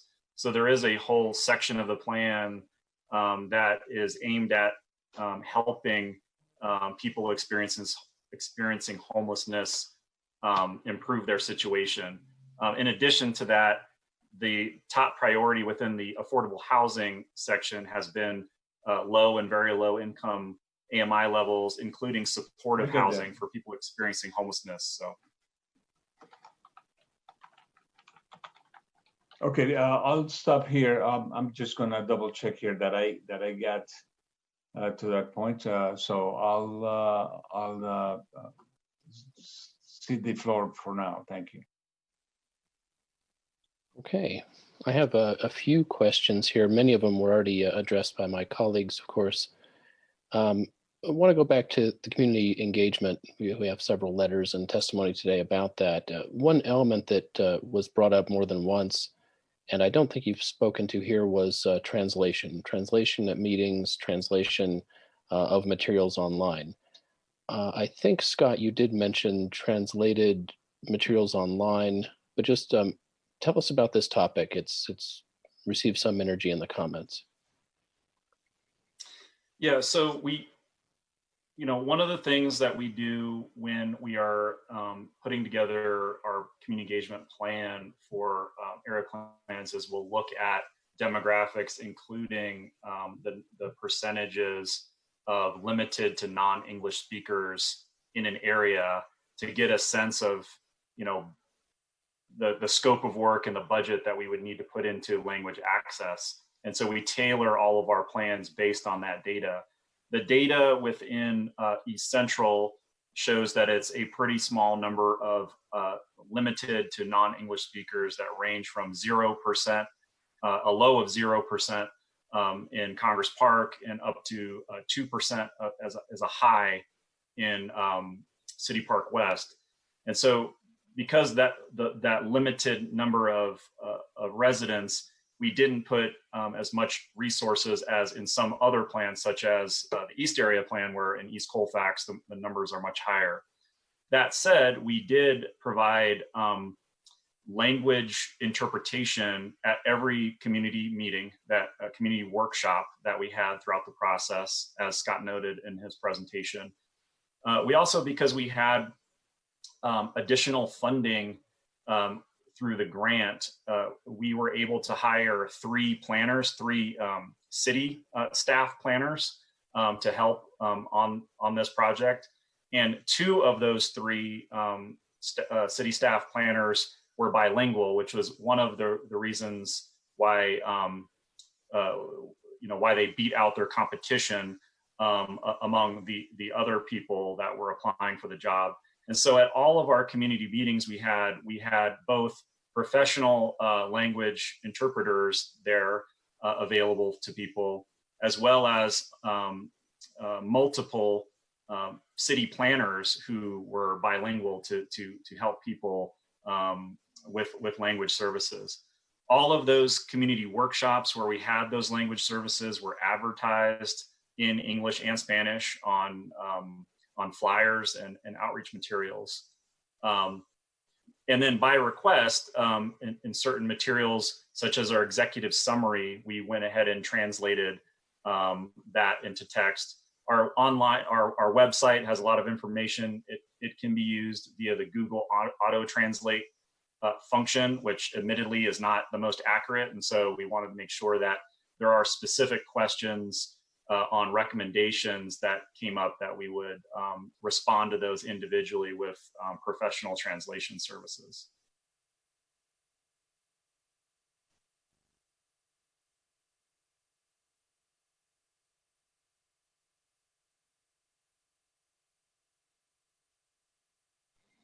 Okay, sorry, I was just frozen up there a moment.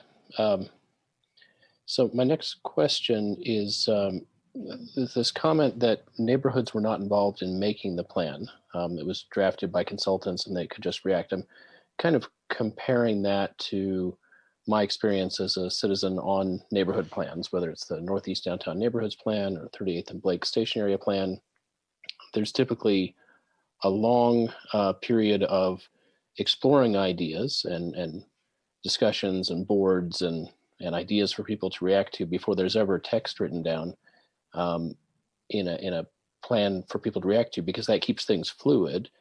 And then finally, once the general shape of the recommendations is coming together in these discussions and these meetings, both broad public meetings and steering committee meetings, then drafting text is something you hire people to do, whether it's internal staff or consultants. Is my memory of how these processes work what happened here, or are we hearing about something different that happened? No, I think the way you described it is how we do planning, and there was no exception in the East Central area. Scott in his opening presentation showed that the timeline, which had the different phases of each step of the process. And in each of those, we had community engagement participant from the very beginning throughout the process to the very end. We've held over 100 community meetings with input opportunities. We've shown, which is documented through all of our materials online, how each of those community engagement events informed the next step in the process. And then finally, in the drafting of the plan itself, we did 3 different drafts. We went to the extent, again, of being transparent of every comment that we received, how we respond to it, and showed specifically where, with big red call-out boxes, what changed from one draft to the next and why it changed based on community input. And as Scott mentioned in his opening presentation, we did make over 100 substantive changes. There were several hundred changes we made, many of them clarification changes, but over 100 substantive, what we'd consider policy changes based on that input. And we tried to document and show that people's voice were being heard and their participation was shaping the process as we went along. Okay, thank you. I just want to be clear on this because one of the three criteria we're asked to evaluate is public engagement and developing the plan. So focusing again, as Don did, on zoning on heights, on that sort of thing, received a lot of energy in the written comments that we got, and then also I think a bit in the short testimony today. There's this question that staff said that no higher zoning is needed. We can accommodate all the growth that's projected through 2040 with the existing. So why have recommendations in the case of incentives? And I think the upzoning, or I think you're right, it's not an upzoning. The opportunity to have greater heights on Colfax is only in the context of meeting the incentives.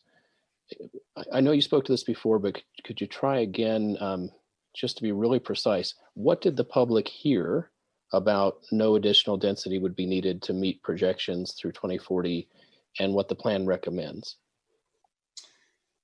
Right. So when I was mentioning earlier that we did do an evaluation of the zoning and our recommendations for additional height and density, that we found that number one, the existing zoning in East Central today is sufficient to accommodate the DRCOG projected 2040 growth in the area. And then we looked at, okay, well, if we looked at what we're trying to do along Colfax, which was preserve some of those existing buildings and actually encourage some buildings to actually not take advantage of their full zoning because people would like to see some of those buildings preserved. Can we still accommodate all of the projected growth? And in both cases, it was yes. And because of that, which is I mentioned, is why we took a different approach than we would normally do. And really any city, both nationally and internationally, would take when you're planning a high capacity transit infrastructure, which would be to automatically allow more housing to occur near those stations to allow people to benefit from those improved transit services, which also has, as you know, a variety of additional positive benefits in the form of less air pollution, traffic management, so et cetera, which is, commonly the term is transit oriented development, right? Which is what we would normally do. So that's the standard practice both in Denver and really around the world. And we took a different approach this time where we said, no, you do, just because we are planning a high capacity transit route does not mean that you should automatically be upzoned and allow more growth. And one of the reasons for that was, even though the zoning could accommodate the projected growth, what we also knew that there was, I believe, and Scott, jump in here if I'm wrong, upwards of 4,000 affordable housing units that we found to be missing or in short supply today. That's in 2019 when we looked at it, let alone 2040. So while there is zoning to accommodate growth, there is also this huge, in the thousands of units, shortage of affordable housing units. And so that data, when we combined it, is why we took the approach of we will only think about additional height and density along the corridor if community benefits are required, with the top priority being addressing the affordable housing shortage. That was a great answer. Thank you. Related to that, the incentive zoning, Miles Tanglin testified that he was still unclear about how the incentive zoning recommendations and map works. I know you've had conversations with him. He's made that comment. My guess is it's because it's a recommendation. It's not a program yet. It's not in place. The incentive zoning hasn't been created. But what if you know, Miles is representative of some number of people out there who are interested but may not understand what's being recommended? What do you think the areas of confusion might be on this? Yeah, I mean, there's a few questions that have come up related to this. One is, I think he has mentioned, we've tried to clarify like how certain properties were identified for additional potential additional height and others weren't. And so this gets back to that lot by lot analysis that I talked about earlier. This is in a section of the plan that summarizes that lot by lot analysis in the Colfax corridor section of the plan that lays out the criteria that we used, and that is the lot configuration. So we used a depth of lot as one of the criteria, proximity to a planned high capacity transit station as another criteria. And also we did an inventory again with our partnership with Discover Denver of inventorying historically significant buildings. We also included commercial buildings along Colfax that may or may not meet the specific criteria of a historic designation, but met certain other conditions that people valued through our public engagement process. So for example, those classic single-story Main Street forms in the Bluebird area, other unique roof forms such as the A-frame of the Illegal Pete's restaurant, or other kind of unique forms of development. People would like to see sort of a diversity and not just sort of the traditional like apartment boxy development along the corridor. So we identified a number of those character buildings, and we said on those sites that had those character buildings, those would not be eligible for additional height because the intent was to try to encourage preservation of those buildings. So those factors, when we applied those factors along the corridor, which is where we ended up with that kind of very precise height map that we had along the corridor. And then the other, because this is more complicated again than what we would normally do along a transit corridor, which would be to automatically allow additional density.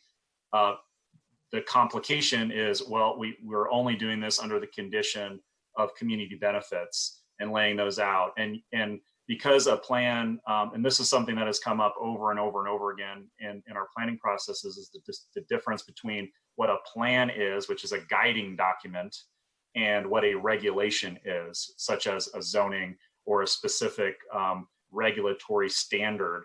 And that has been a source of confusion throughout the process that we've done our best to try to explain and clarify, but it remains a complicated concept, especially when you're not living, planning practice every day, and explaining like, yes, this is laying out a broad vision. It will not automatically lead to any zoning change. That will be a regulatory process where these additional factors are considered in much more detail, including those specific benefit requirements. And so I think that's been sort of a challenge throughout the process, because it's just a little more complicated than what we would normally do. Thank you. I'm just going to stay with this general area for another two questions. Andy Baldega testified about flexibility and historic preservation. And when listening to him, it sounded like he was describing transferable development rights. That is, if you had 5-story zoning, but you had a landmark structure that was 1-story or 2-story, maybe you could transfer that somewhere else and still have the density on the corridor and the historic preservation. But I'm not seeing that as a specific tool here. Am I missing it, or are you doing something slightly different to achieve a similar aim? Yeah, we actually do recommend that concept. It's in 2 areas of the plan. One, it's recommended in the Colfax corridor section, but it's also one of the community benefits that we've outlined in the height incentives, which is preserving a character building, right? So again, this is to make it add more complexity. Again, this is us as a project team trying to think creatively and doing innovative recommendations to try to respond to what we're hearing. And because we know that a number of the buildings that people want to save along Colfax are basically under threat for demolition, such as the example of Tom's, that we had to come up with some creative solution to try to address that issue. Also acknowledging that we have a goal of focusing growth and development along places like Colfax. So we have these competing goals of trying to encourage growth, but also trying to encourage preservation. And so the concept is a TDR concept that we are recommending that we look at maybe in a pilot form along Colfax, where certain properties that are the properties that we've identified that could be eligible for additional height could enter into an agreement with another property that we've identified where we would like to preserve the existing building and transfer that development right from the sort of sending site, which is the preservation site, to the receiving site, which is meeting the characteristics for additional development and height per our height map. And the community benefit there, which is described in the height incentive policy, is historic preservation or preserving a character building. So that's something that, again, is a complicated recommendation. It's something that would need its own project, similar to the affordable housing zoning incentive project that's currently underway. We would need another project like that, or a separate regulatory project to figure out exactly how that would work. Okay, yeah, it makes sense. The concept's in here. I couldn't find it. I was probably looking for the wrong words. My final point in this area, and then I'll look for additional hands from the board for questions. And this is actually more of a comment, but I'll bring it up here. The height map, so much attention on the height map. Where are the incentive zoning areas? And I have to say, I find it very hard to decode the height map, looking between the various shades of blue and purple, and then going down to the legend. These PDFs are clear and crisp, and I can zoom in, but distinguishing all of those levels is really hard. So I'm hoping that as this heads towards council and adoption, just in terms of clarity, not in terms of substantive change, something could be done there. But I'll admit that was more of a comment. I'm going to turn to looking for hands from other board members for questions before we close the public hearing. Ignacio, your hand is up. Yeah, I wanted to close the circle on the conversation about homelessness, and I do recall having read recommendations E12, 13, and 14. And my thought at the time when I was reading that is that these policies are too paternalistic. We're talking about providers, city agencies, service delivery models, services for residents, and so on. But in no instance, we are getting closer to what I think philosophically is the better approach of really empowering the homeless community.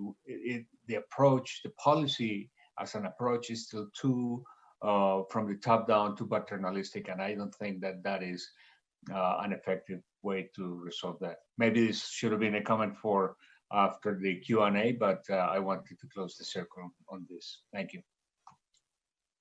Thank you. I'm not seeing any additional hands up from board members. I'll wait just a moment. And if you're struggling to find it, go ahead and just unmute and let me know. I think we all have done this enough times. Okay, so at the top of my screen, it's saying one hand up. Okay, no, that went away. So with no more questions, I will close the public hearing and ask for board deliberation. And if you would raise your hands, I'll make a cue for that. We'll start with Andrew. Thank you. And thank you all for your participation, for calling and calling in and giving your feedback. We always take a lot of value on it. And I personally can understand that the process is incredibly difficult and trying. I don't have a background in planning. And so throughout my course of eventually getting to the planning board, I have been on quite a few city plans. And I feel that same sentiment. I mean, that process is a very frustrating, long process of, talking about things on a really high level and then seeing how it's going to impact the community. And it's never just going to work out quite for everybody. And I think that's always the balance, is how are we balancing our priorities and resources. But the more feedback, the more we can make those light changes. And while it doesn't feel like, you're necessarily moving an elephant a whole bunch of feet down the road, sometimes you can get a few steps in the right direction for different items that are important. When I look at the plan, I think overall with Blueprint Denver and the way that we review it to make our decisions, it does fit within all of those guidelines. Again, I always like to push and support for not just talking about housing, but also for sale versus rental. And I think those kind of get lumped in. And they have very different impacts with people, both on the affordable and then the attainable side as well. But overall, I think for what the purpose of the plan was, it really fulfilled it. So I'll be voting in favor of it. Thank you. Don. Yes, I'll be supporting this as well. I think it meets the criteria. I think the numbers speak for themselves. It was a long and inclusive process. The more engaged community is, frankly, I think the more you're going to get strong feelings as to whether it was inclusive enough or not. I'm particularly heartened by the comments that were made, which I find true in my practice. The most important thing about community engagement is, frankly, not how long the document is that you say at the front, but how you adjust it along the way to identify who is not being reached, and your willingness to say, we are going to change course. And that to me was telling about what's going on. Again, the numbers tell the process. These plans, NPI plans, were aimed at 18 months. This has gone 38 months. I venture to say you could talk about it for another 6. And by the way, of those 38 months, 5/6 of that time was pre-COVID. So it was not subject to the issues that are happening now. So I venture to say you could talk about this for the next 6 months and you probably wouldn't get a whole lot different compromises, which goes on to the second part, which is basically, I do think it sounds like it is consistent with the plan and the planning guidance we have. I am heartened by the answers that we've gotten about how things were tailored. On any given day, you could point to a portion, something in Blueprint Denver that you don't think it's consistent with, or something in comp plan that you don't think it's with. And you could also point to things it is. When we've asked questions about how they're balanced, I'm satisfied that the answers have been thoughtful and worked over through iterative drafts over a variety of time. And once again, this is a compromise between competing values. And I'm not sure you could get a better one if you talked about it for another 6 months. And so I do think that. I wanted to make one clarification. We did hear comments about CPTED, crime prevention through environmental design, and the commenter said, be careful. This has been identified as a racist tool of planning. And I think there is some truth in that. It is a set of tools and principles developed primarily, I think, by police agencies and that work their way into environmental design that kind of said everybody should be able to see everybody at all times, no matter where you are, so we can spot the bad guys. And that has been used in racially unfair ways and discriminatory ways. And so it is now in disrepute. However, although the word crime and the need to reduce and prevent crime is all over this plan,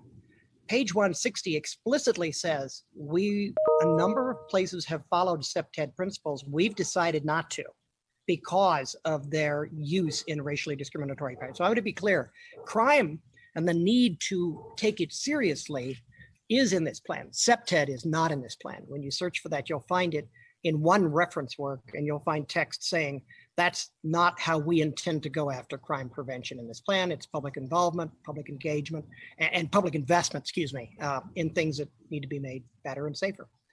And I think it clearly has a long-term view. So I think it tags all the boxes. I'll be supporting it.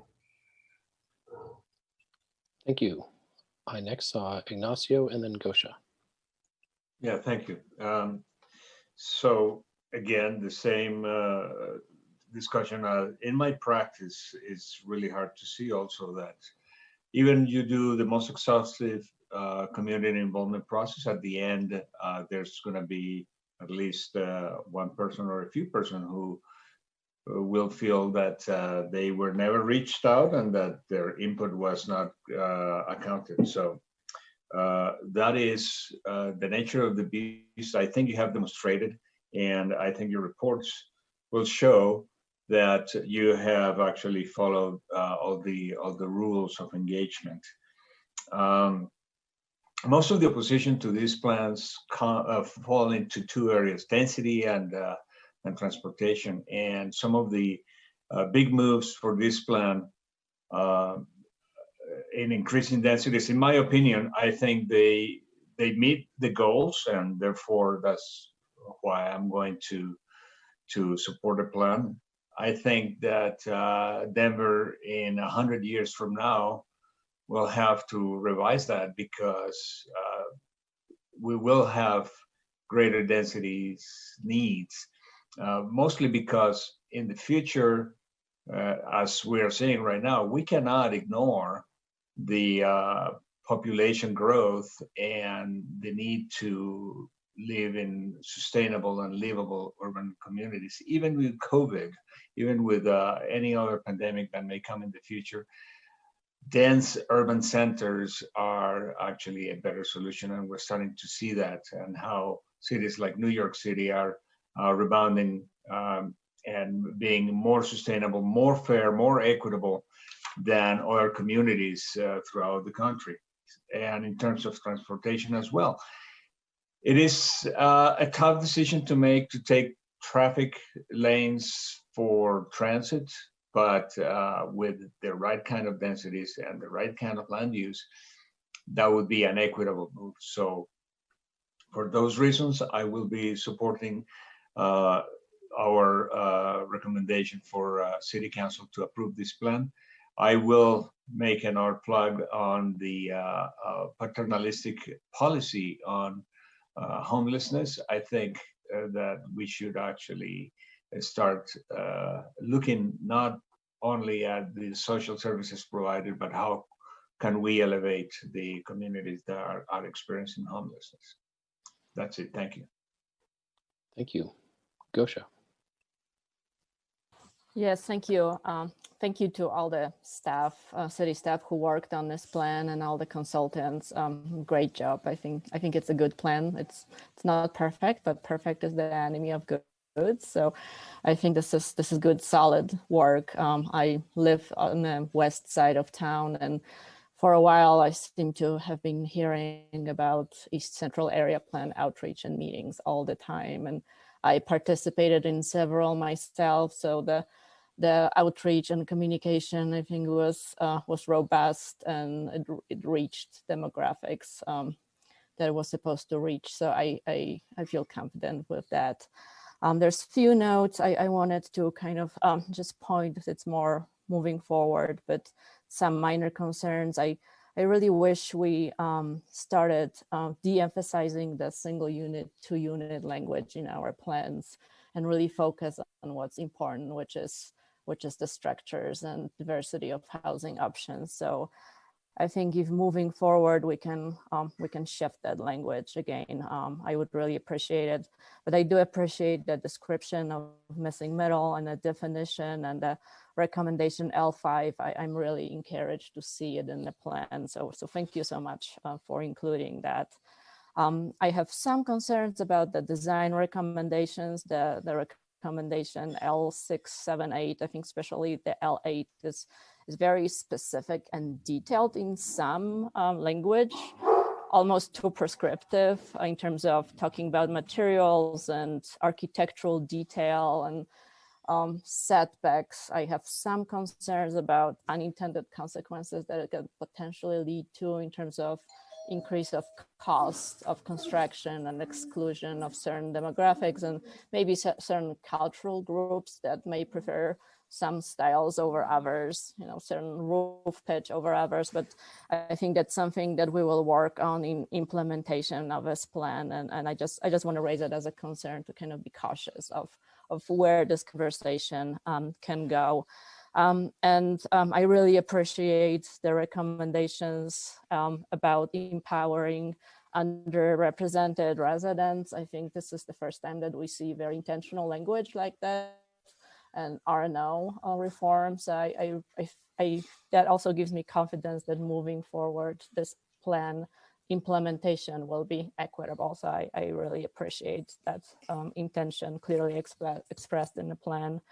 And my last comment is about mobility. I really wish the goals around public transit were bolder, more robust. I think 15% in the rapid transit corridor on East Colfax with the already existing high mode share and transit-rich environment, mixed use environment. A lot of my friends who are car-free actually live in that area already. So I think there's already that culture that's building up. And if as a city, we're gonna move to that 50% SOV, single occupancy vehicle mode, that goals for the areas that are already well suited for it be higher. I mean, I think this is kind of a pilot area or the leader in that sense and in our community for higher mode share and transit use. But overall, I think great work, good plan, and I'll be supporting it. Thank you. Thank you. Anyone else care to speak to this? Okay, I'll make a few comments. I attend a lot of public meetings of other area plans, other small area plans of any sort, just to watch how they're happening.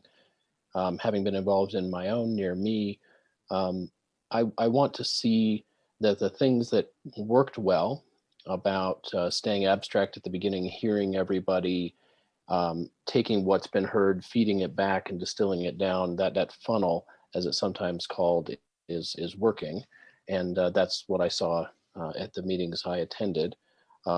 I didn't know in terms of how the word was getting out, the outreach, and of course all the targeted outreach to shore up demographics that weren't being heard from. I wasn't there to see that with my own eyes, so I'm really happy to hear about that. In general, what I saw was working as I would expect and hope in terms of people being able to interact in the way that they want, whether it's a large group discussion, small group discussion, one-on-one with someone from the city at a board of particular interest. So I appreciated that. There was a delay at the beginning due to some funding hiccups. That was unusual, but it got moving. When it came to the long-term view and historic preservation and density and all the interaction of those things, I think staff's exactly right. What's normally done is you say, what are the big picture goals for the area? High capacity transit, density along corridors. This is a center of sorts. It's a corridor, but a higher density one. So I was really surprised for many months looking at these drafts at how modest the recommendations were for height and density, the way we're usually doing it. And what I see here speaks to community involvement, and it speaks to a balancing of goals. It's not a matter of people were saying yes and people were saying no, so we split it in half.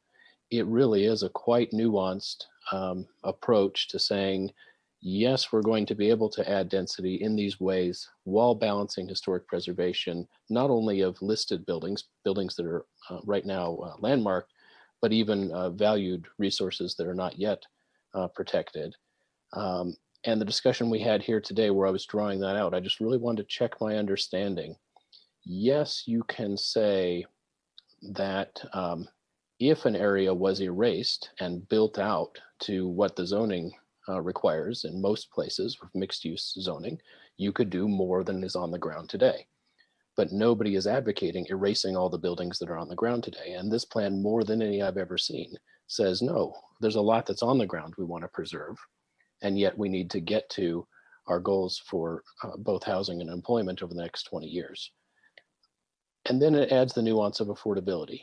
So if you say, Dr. Cog model, how many people will be in what area, you can talk about overall housing and overall employment, but that's not looking at the need from a range of income levels. And this plan does that by saying these incentives are the only way that you're going to get more height than is currently mapped in zoning, is my understanding. And I think we had that verified. This is being bold in a way that we're not used to seeing. different plans as we watch them come through planning board, experiment with different tools, different recommendations. But typically where you're going to have more density called for in our high level plans, like Blueprint Denver, you're going to see some height built up, like around a station area. And this is being bold in saying, we're going to make it hard for ourselves. The implementation is going to be challenging. What's the regulation around this to balance all these things successfully, not trade them off against each other, but in fact balance them. And I think that speaks to hearing the community values, an inclusive process, and also consistency with the higher level plans in a new way in this regard. Now, there's much more to this plan than just Colfax. I think the recommendations in the neighborhood areas are great. Missing middle, bringing down from Blueprint Denver some of those goals is very clear all throughout here. When it comes to more about the inclusive process, I did want to speak to that conflict of interest. I read that, and I think it was a letter that was sent in today, or we received today. It was a late letter, and it brought that up for the first time I'd seen that. And ethics is very important to me, very important to the planning board. And so I looked at that and I couldn't quite figure out what was being argued. I think staff did a good attempt at an understanding in what way is a conflict of interest, that somebody who lives in the area also is on the board of or is the chair of the BID. I don't think that's a conflict of interest. Conflict of interest is, fairly direct, self-dealing. But here we've got a case where everybody is looking out for the city they want to be, and property owners, whether it's residential property or commercial property, should all be at the table to help envision the future. That is not a conflict of interest. So you got my attention, but I was able to, I think, satisfy myself, especially with questions my colleagues asked staff about that. COVID-19, so the pandemic, we're participating in this meeting remotely. We're not all in the city and county building as usual. I agree with what Don said, that given the length of this process, any concerns about people not being able to meet in person are really just right at the end of the plan. And it is a concern. And I think staff has done a lot so that people can get access to the materials and comment on the materials. But I don't see any evidence that have prevented people from participating throughout the length of this. And I know that newer plans that are started later, like the West Area Plan, are coming up with ways to deal with how do we, in a diverse community, get the levels of authentic engagement that we should have despite public health limitations. But I just don't agree that it was something that would cause us to say it doesn't meet the criteria here. And then finally, we have the appropriate 20-year perspective. And again, my initial holdup on so little of what I'm used to seeing, height being recommended on Colfax, most obvious thing in the world, was there, and took me a while to understand the balance of issues here and how much creativity is in here. And I do believe it has an appropriate 20-year perspective, and I'll be happy to support this. Any other deliberation? Okay, I'd like to entertain a motion. I'll be happy to make a motion. Don? I move to approve the East Central Neighborhood Plan, finding that the applicable review criteria have been met with the following conditions. 1, the document be edited for clarity and correctness. And 2, the future heights map on page 25 of the draft plan be revised as follows in 2 locations. 1 near the northwest corner of Colfax and Colorado, reducing the incentive height from 12 to 8 stories, and 1 on the southwest corner of Colfax and Garfield, increasing the height from 3 to 5 stories as presented. Second. It's been moved by Don and seconded by Gosha. Discussion on the motion.